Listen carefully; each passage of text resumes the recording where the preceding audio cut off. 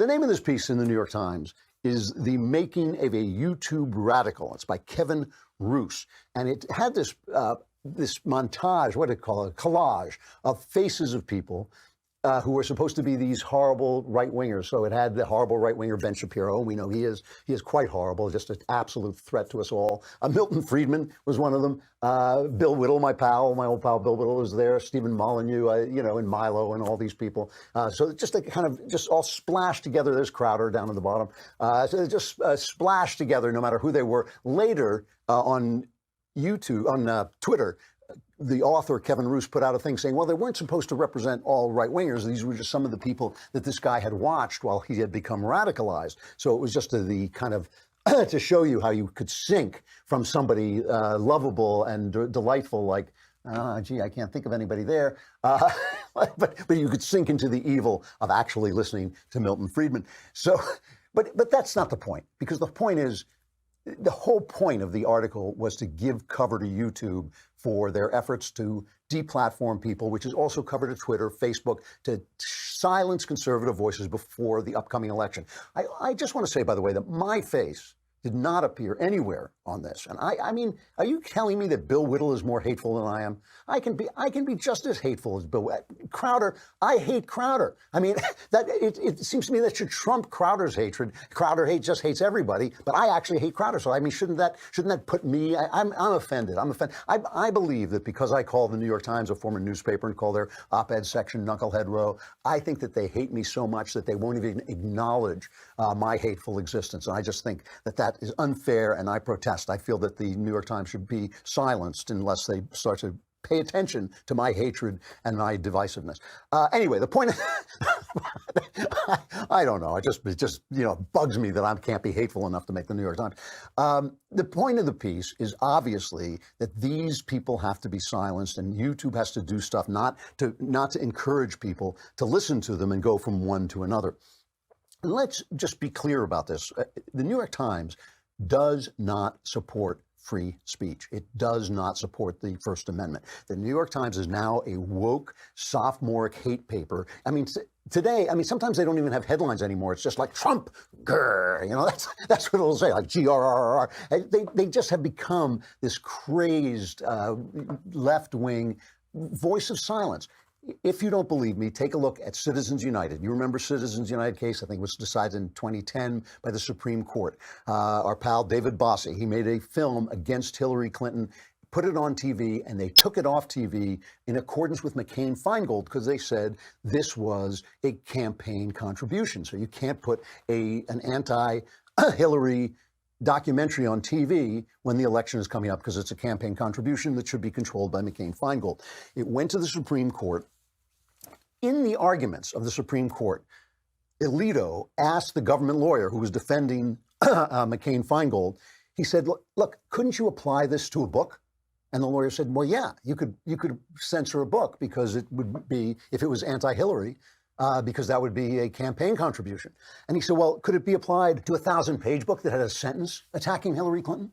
And ultimately, the lawyer had to admit, yes, it could. I mean, this is censorship. All these campaign finance things, we don't need campaign finance laws. They are all censorship laws. Almost every one of them is certainly McCain-Feingold. So they gutted McCain-Feingold and said, no, you can't do this. This is ridiculous. Oh my gosh, this was Hillary Clinton. She never forgot that the Supreme Court of these United States could allow an anti-Hillary Clinton video to be aired was too much for her, and she went and campaigned about it. One of the reasons I would never have voted for her was I thought she was anti-First Amendment. So was the New York Times. The New York Times hated this. Their idea, they are a corporation, right? The Times Corporation, they are a corporation. And the idea here was evil corporations should not be allowed to speak because David Bossie had a little company that made this film and that was his corporation. But, of course, the New York Times wanted an exception for journalist corporations. Now, you'd have to be an idiot not to have the next question occur to you. Who decides what a journalist corporation is? We can guess. We know exactly who's going to decide. Will the Daily Wire be a journalist corporation? No. New York Times? Oh, absolutely. It's all about silencing conservative voices because they have lost the argument, because they know whenever we argue, we win the argument. Whenever they debate us, if they can't show you a picture of a crying baby, if they can't scream that you're a racist, if they can't call you hateful, if they can't call you homophobic or Islamophobic, if they actually have to argue the point at hand, they lose. And that is why they want to shut us down. So the New York Times is on a campaign. They hate the First Amendment. They hate free speech. They do not want this stuff at all. So now they put out this YouTube radical. Caleb Cain was a college dropout looking for direction. He turned to YouTube. Soon he was pulled into a far-right universe, watching thousands of videos filled with conspiracy theories, misogyny, and racism. So... And later at the end, there's a happy ending. He goes back and he becomes a left-wing idiot. He becomes a left-wing guy watching left-wing YouTube videos, basically. But, you know, he says the common thread in many of these stories in YouTube and its recommendation logarithm is the software that determines which video appear on users' homepage. So this is what he's attacking. He's attacking the idea that if you watch me, you might get Ben. If you get Ben, you might get Jordan Peterson. If you get Jordan Peterson, you'll get somebody else that you might like. And this has been very effective in spreading the conservative message. What they're so upset about is he became a Trump supporter. And this is, of course, what they're talking about. They're talking about 2020. How can they stop these voices from getting out there so Trump doesn't win re-election? What happened to poor Mr. Cain when he was listening to these horrible, you know, Ben Shapiro, Steven Crowder, these hateful, seething, right-wing, evil demagogues? Listen to what it says. This is an entire big article in the New York Times Sunday, I think it was. Mr. Cain never bought into the far right's most extreme views, like Holocaust denial or the need for a white ethno-state. Still, far-right ideology bled into his daily life. Get ready for this. This is so shocking, even you will reel in horror. He began referring to himself as a tradcon, a traditional conservative committed to old-fashioned gender norms. He dated an evangelical Christian woman for the sweet love of mercy, and he fought with his liberal friends. That's it. That is what happened to this guy. From watching videos. He dated an evangelical Christian woman, believed in traditional gender norms, and fought with his liberal friends. And Zelda Wade, a friend of Mr. Cain's from high school, said, it was kind of sad. It was just like, wow, what happened? How did you get this way? These small-minded creeps at the New York Times, they cannot stand that anyone should disagree, because what the thing that drives them crazy about Crowder and the thing that drives them crazy about Trump is they're not operating in their worldview. They don't mind if you operate in their worldview but disagree. You know, but you say, well, you're wrong about this, you're wrong about. But the thing about Crowder is he doesn't buy into any of it. Crowder's a loon. He's a comedian. You know, I mean, I've often thought that Crowder should have to deliver his show in a straitjacket. I think he would agree. Yeah, here's Glenn Greenwald. Glenn Greenwald, left-wing, gay writer, writes for The Guardian. But he is also appalled at this assault on free speech. He was on Tucker's show. Here's Greenwald talking about Crowder and the issue. I personally find Steven Crowder to be just a contemptuous cretin as a commentator. I do think he's an infantile bully and bigot, which are not words I easily invoke. He didn't just criticize Carlos Maza. He mocked him for being gay and for being Latino, used a lisp and things to ridicule him, sent a lot of harassment his way. But that's the point, Tucker, is that censorship advocates want our brains to only go to that most primitive first level of, do we hate this person? And are we therefore glad that they're being censored without thinking about the framework being endorsed or the consequences that ensue from it? I don't want to live in a world where our discourse is policed and determined by benevolent overlords who run Silicon Valley companies, you know, are always going to cater to the most powerful faction. That's what happened here. YouTube caved in, not in defense of the marginalized person, but in defense of the powerful one. Now, I think we can all agree that Crowder is a contemptuous cretin. I think even Crowder would, I think he actually has a business card that says, you know, Steven Crowder, contemptuous cretin. But I mean, it's so obvious that this is true. And it's so obvious that the New York Times and all these people are in support of these powerful corporations. Facebook isn't like a puppy dog. Facebook is this huge thing. YouTube, huge. Google, same company, huge. Twitter, these are huge corporations that are all on the left because our huge corporations used to be manufacturing corporations, which tended to be a little bit more conservative because they dealt with material, real things that only worked a certain way, and you had to put them together right. So that develops conservative values, right? You can't just put a car the way you feel it should be put together. You can't put a car together in a just way. You put a car together so it works, and it teaches you that things have to work, and that makes you a conservative.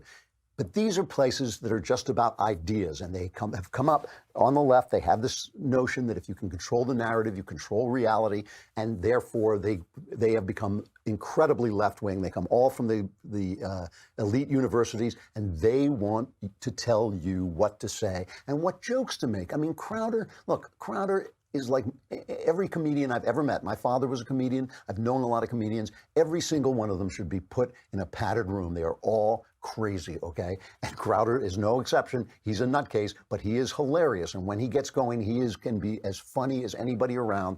Why is it that Stephen Colbert, Samantha Bee, each one of those comedians, every single one of them can go on and hurl hatred against Donald Trump every night, and therefore against all the people who voted for him, and nobody says a word. Nobody says, hey, should NBC, should ABC, should CBS control its content? No. But if Stephen Crowder goes out and makes some jokes, and by the way, don't tell me that Crowder uses slurs. Of course he does. He's a comedian. But so does Stephen Colbert. I mean, he has called Trump things that no one should say on public air, on the air actually controlled by the FCC, but nobody says a word about it. We all know this. We all know it. So, I think that the point that he's making, that this is the powerful controlling speech. It's always the powerful who control speech. There's only free speech and speech controlled by the powerful. And if you think that means that the powerful, these wonderful people are going to stand up for the marginalized. No, of course they're not. They're only going to use the marginalized to divide us. Bill Maher, God bless Bill Maher, because he is like the last voice on the left. I disagree with almost every word out of his mouth, but he's the last voice on the left who will say a politically incorrect thing and will defend free speech and will have people on his show who disagree with him and let them speak. But, it was interesting to hear this roundtable because it had different ideas. He had Bret Easton Ellis on. I'll play Bret Easton Ellis. He's an artist, so he's going to be basically in the same place Greenwald was. Bret, do you have any thoughts on YouTube announcing that it will take down videos with extremist views? Well, I don't know. I mean, once you start opening that door, and this is what I've always said about the censorious media machine, is that then what's next? It becomes this thing where you cancel one person out, and then who's next? And it becomes just this endless maze that you fall into. So I was not particularly, I was kind of shocked by it and upset by it. And I also know a lot of my friends on both sides of the aisle were as well. I don't think it's anything that's going to move the needle forward or protect people or do anything of the sort that it thinks it's trying to do. Okay, that's the artist talking, and I think the voice of common sense, really. It's like, if we're going to have free speech, it should be free. Here's Clinton Watts, who is a security analyst for MSNBC, so let's assume he's on the left, but he has a legitimate point that he makes here. The signal, though, that they get from the government is if there's a terrorist attack and we tie it back to any of these things or any other extremists, what are we going to do? We're going to regulate you. We're going to shut you down. So their response then is what? They try and move more towards censorship. Once they move towards censorship, other people say, oh, you can't censor that content. I can tell you, just having worked counterterrorism for a very long time, what brought people together was the internet, and social media has really accelerated extremism across the board, whether it's Al-Qaeda and ISIS or white nationalist terrorism we have now. They network online, they congregate online, they operationally plan online. So there has to be a balance in there. I do think the government needs to come up with some sort of middle solution where they work with the tech companies instead of scolding them both directions, depending on what it is. I see. There's some common sense in this because criminals can get together online just like they can get together in their social clubs and plan crimes.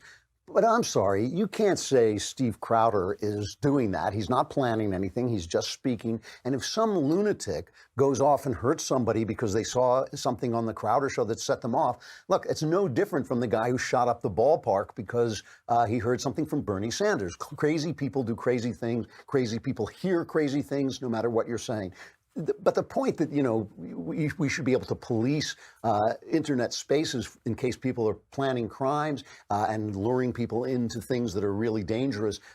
Obviously, that's one thing. What he's saying is they're all these platforms are afraid that they'll be blamed for something, but the blame only goes one way. I mean, it only becomes an issue when it's a right-winger. It never no one has ever said, let's shut down Bernie Sanders. Let's keep Bernie Sanders off the internet because some guy with a rifle, Bernie bro, went off and shot at people. Nobody has said that. It's only one way. It's all against this speech. Here's the insidious guy, Charles Blow, who really is the guy. I always say he's the best named commentator because everything he does blows. But this is really insidious what he says here. This is still on the Bill Maher show. There was a point when the press thought it was very much in danger of having government regulation, and they stepped in. All the big media companies stepped in and said, "We're going to do this ourselves. We're going to make sure that we have some standards." The big tech companies could do the same thing. I'm not saying that we shouldn't have federal regulation. But I'm saying the idea that they think that we are supposed to be pitting them, that we're so helpless, we can't do it on our own. Yes, you can do something. And I think you can do something with morals and values and that says that this is our value system as companies. And that is a first step and before the government gets signal, involved. though, that... See, that's so insidious because Blow doesn't know who he is. He does not know that he's so dipped in left-wing ideology that what his idea of decency is left-wingism. His idea of moral is left-wing. And that's what a lot of these guys, including the New York Times, don't understand, that they are completely radicalized by being within a conformist structure.